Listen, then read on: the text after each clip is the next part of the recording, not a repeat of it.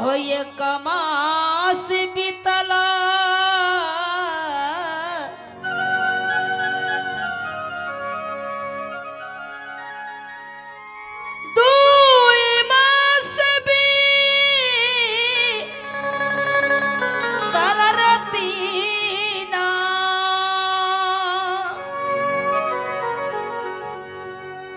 तीन मास भी कालई नहे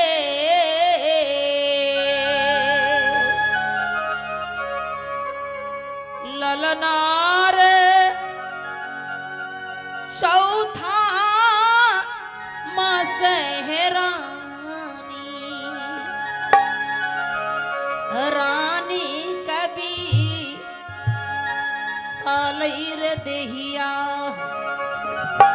देहिया भारी कैलैन है।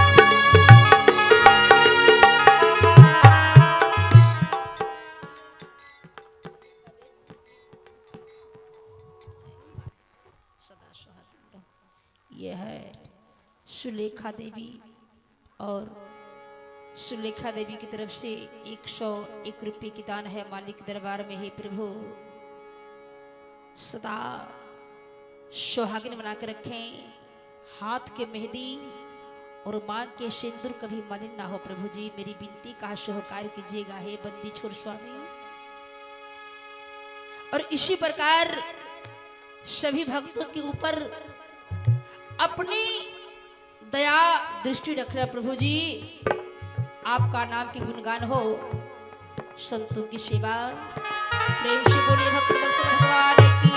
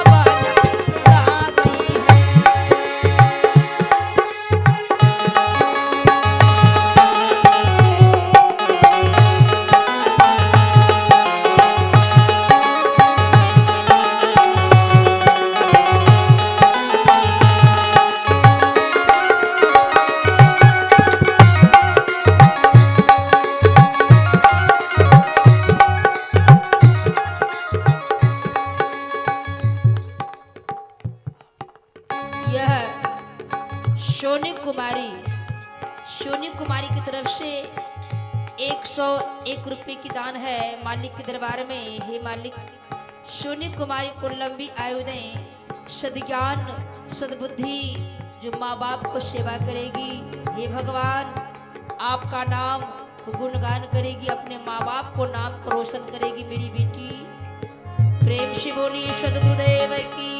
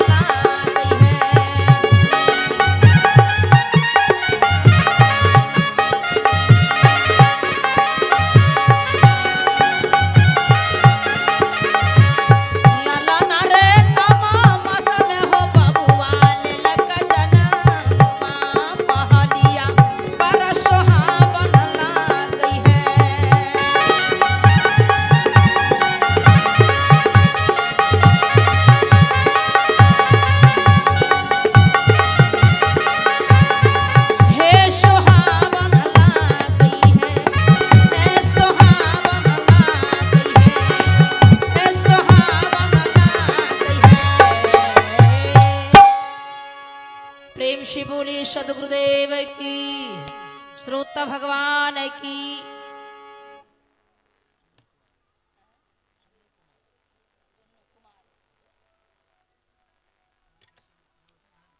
यह है चुन्नू कुमार, और चुन्नू कुमार की तरफ से 101 रुपए की दान है प्रभु जी के दरबार में। हे मालिक, चुन्नू कुमार को लंबी आयु दें, सद्ज्ञान सद्बुद्धि, माता पिता को सेवा हो, आपका नाम के गुणगान। ये मेरी माता जी हैं, माँ की तरफ से ढेर सारे आशीर्वाद मिला है। मैं अपने माँ की कर्ज में नहीं चुका सकती, क्योंकि जननी है माँ, जन्म देने वाली है। ना जाने मैया कितनी दुख को सहकर माँ पुत्र को जन्म देती है मैया।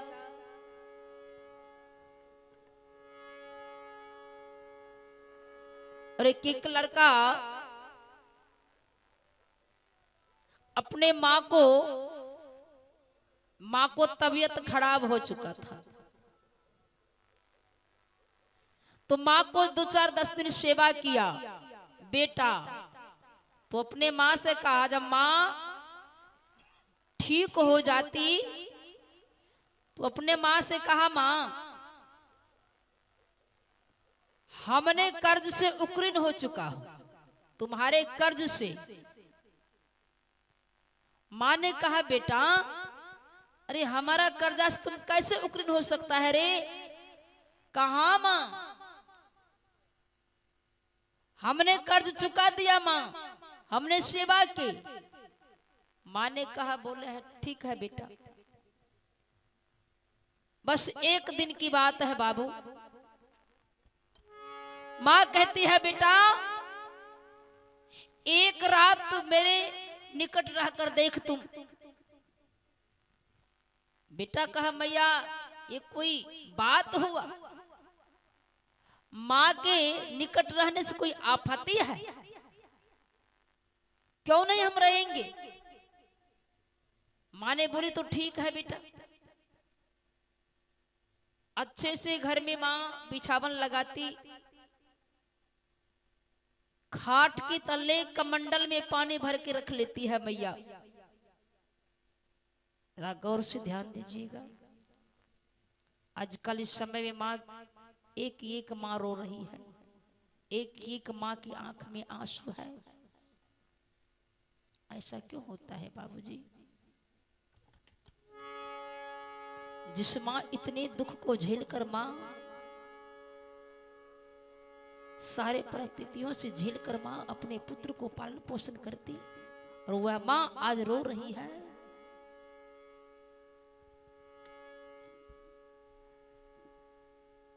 12 बजे रात्रि में माँ बिछावन पर से उठकर नीचे उतरती है और कमंडल लेती अब और पानी बिछावन पर उछल दिया मैया। ठंडी के मौसम, बिछावन गिल हो गया। लड़का बिछावन पर सोए हुए थे, उसका कपड़ा भीग गए। जब ठंडी लगने लगी, लड़का उठकर खड़े हो गए। माँ से कहा, माँ बिछावन गिल है और मेरे कपड़ा भीग गए। माँ बोलो ना माँ। माँ ने कहा, बेटा तुमको पता है जो माँ को तबीयत खराब है तो मेरा मल मूत्र उसी पर हो चुका है। कहा ठीक। ले गए दूसरा रूम में अपने माँ को, अच्छा बिछावन बिछाकर माँ को सोला दिया। फिर दूसरे रूम में अपने लड़का चले गए सोने के लिए। आधा घंटा के बाद माँ उठकर अपने पुत्र के निकट गई और बेटा से माँ ने बोली, अरे बाबू सुन बेटा, अरे तुमने कहा था तो माँ तुम्हारे कर्ज से हम उकीर्ण हो चुका। ध्यान से सुन मेरी बात। थोड़ा सा आज तुमको कपड़ा गिल हुआ तो तुमने उठकर खड़ा होकर निकल गए घर से। मुझे ठंडी लगी है। जब तुम जन्म लिया था तुमको पता है, जब तूने जन्म लिया तो मैंने तुमको आंचल पर रख रहे थे। मैंने तुम्हारे अपने आंचल में दहना भाग हम सुताते थे ना, तुम दहना भाग गिल कर दिया करते थे ना मलमूत्र से, तो मैं बायां भाग कर लेती। अगर बायां भाग तुम गिल कर देता मलमूत्र से तो मैं अपने छाती पर रख लेती। जब तुम छाती पर मलमूत्र कर देता तो मैं अपने आंचल में रख लेती। बेटा ये 1-2 महीना की बात नहीं है, 3 साल तक। बाबू तुम 1 मिनट नहीं रहा, बताओ तो मेरे कर्ज से कैसे तुम उकीर्ण हुआ रे? और माँ एक कूली बनकर माँ 9 महीना तक अपने पेट में बच्चा को ढोती है। कूली बनकर माँ बच्चा को ढोती है 9 महीना तक। और जन्म देने के समय में माँ के शरीर से 6.5 लीटर खून बाहर होता है। मौत और जिंदगी से माँ लड़ती है और वो स्थिति में मैया अपने पुत्र को जन्म देती है, लेकिन वह दुख को बेटा भूल जाते हैं।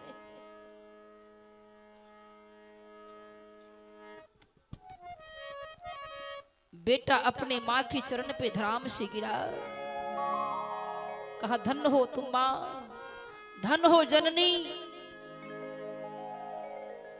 जननी तो संसार में अनेकों है बाबूजी। जितने संसार में चराचर जीव है बच्चा सब पैदा करता है। ऐसी बात नहीं है जो मनुष्य ही बच्चा की पैदा करता, नहीं, सारे जीव जंतु बच्चाओं को पैदा करता है, लेकिन माँ बाप वही कहलाते हैं और कहलाते हैं जो अपने पुत्र को अपने पुत्री को तकदीर को बना देते हैं। बेटा और बेटी को नसीब बना देते हैं, भाग बना देते हैं। कोई कुछ लोग कहता है मेरा भाग बिगड़ चुका है।